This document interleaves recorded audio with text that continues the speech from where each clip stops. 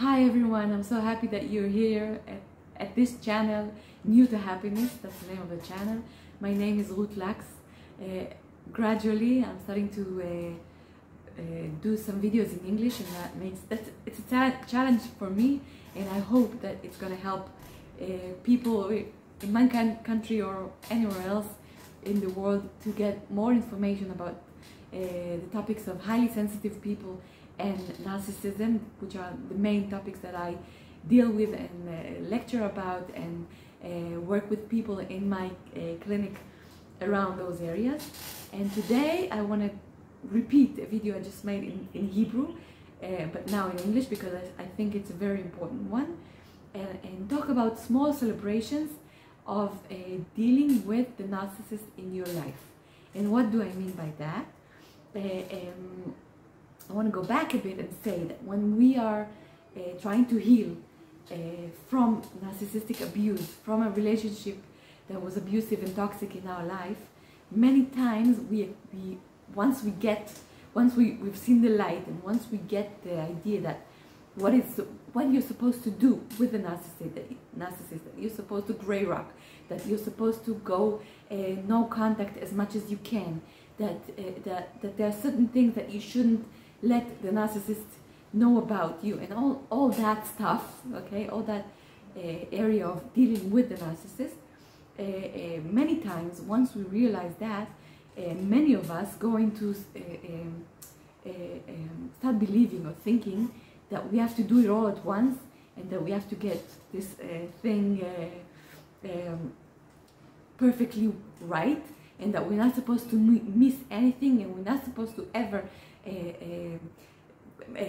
do something that is not something that you do with a narcissist. You're not supposed to let them in.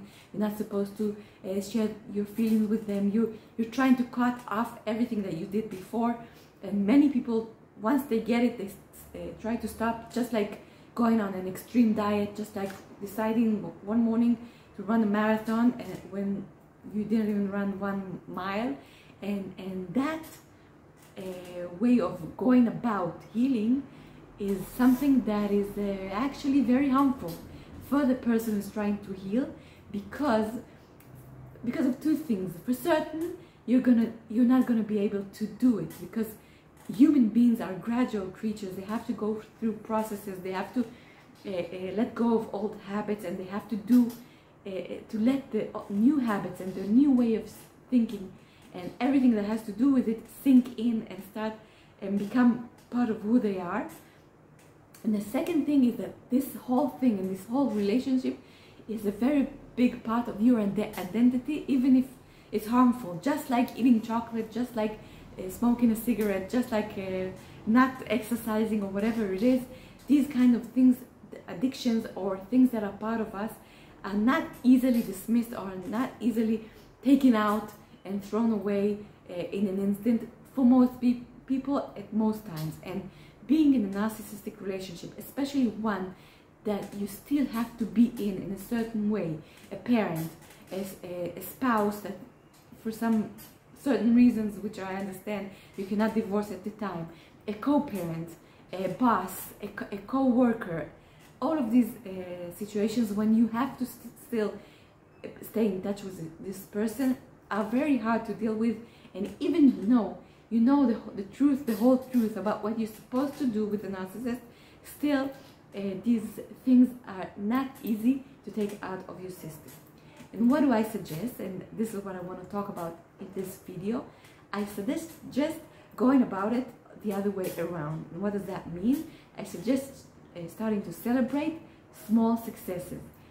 And what does that mean? For example, if the narcissist is your father, and you're used to picking up the phone and asking how he's doing and sharing personal information, even if you're 30, 40, 50 or 60, and still hoping for some sort of empathy and some sort of parenting, if you can say that, and it never happens, and usually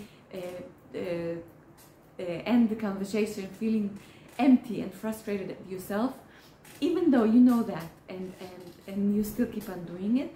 Once you understand the whole narcissistic concept and the fact that letting in into your emotional world, and sharing emotional stuff with a parent like that is not good for you.